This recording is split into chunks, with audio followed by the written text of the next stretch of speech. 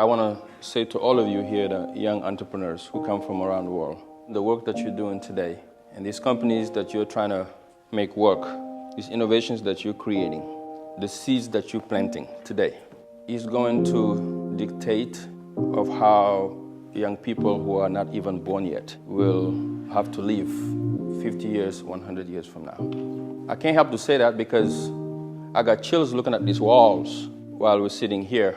I was just thinking about, before even the civil rights movement, how African Americans, our own people, who were taken away from us in Africa, couldn't even imagine driving next to this White House. Then all of the struggles that they went through, from Alabama to the north, from Atlanta to Chicago, from Chicago down to Washington, D.C. You had millions of African Americans born in this country who never had the right to just sit in one place to eat in a restaurant, which led all the way to the civil rights movement for Dr. King to give this I Have a Dream speech in this particular place in Washington, D.C. And millions died through that struggle.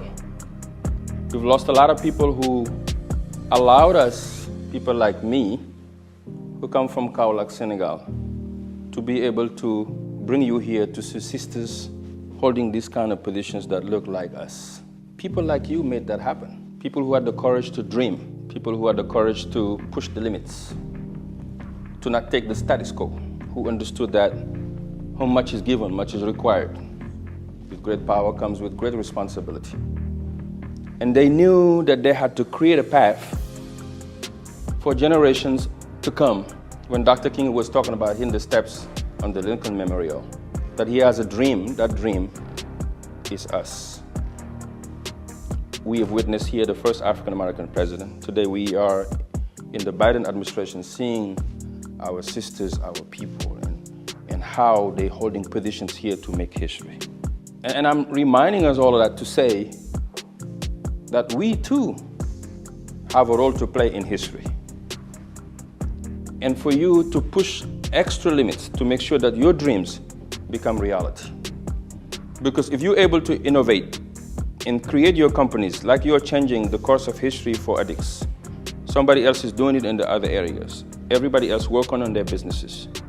Imagine together a few years from now, the story we will tell to our children, that walls like this are not made only for few, but they are made for everyone. And these walls, like the White House, is not only for the US. It's for my home country, Senegal. It's for Mali, it's for Burkina Faso, for Algeria, it's for Morocco. It's our responsibility today as leaders to create a space for young people to have access to opportunities everywhere, that Moussa is doing rightfully in France. So I just want to leave you with that, to know that we're not here just to take photos, but we are here to plant a seed. And I hope that when you go home, that if you're working hard, you will work extra hard to make sure that we tear those walls of division, where we build the walls of opportunities and access to everyone, no matter of your color, your background, or your gender, or your religion. It depends on us to create the wall that we want to see. So I thank the White House, I thank the administration, I thank Moussa and my good friend Ken, Andre, and sister, all of you for being here. God bless you. Let's change the world. Let's change the world, guys.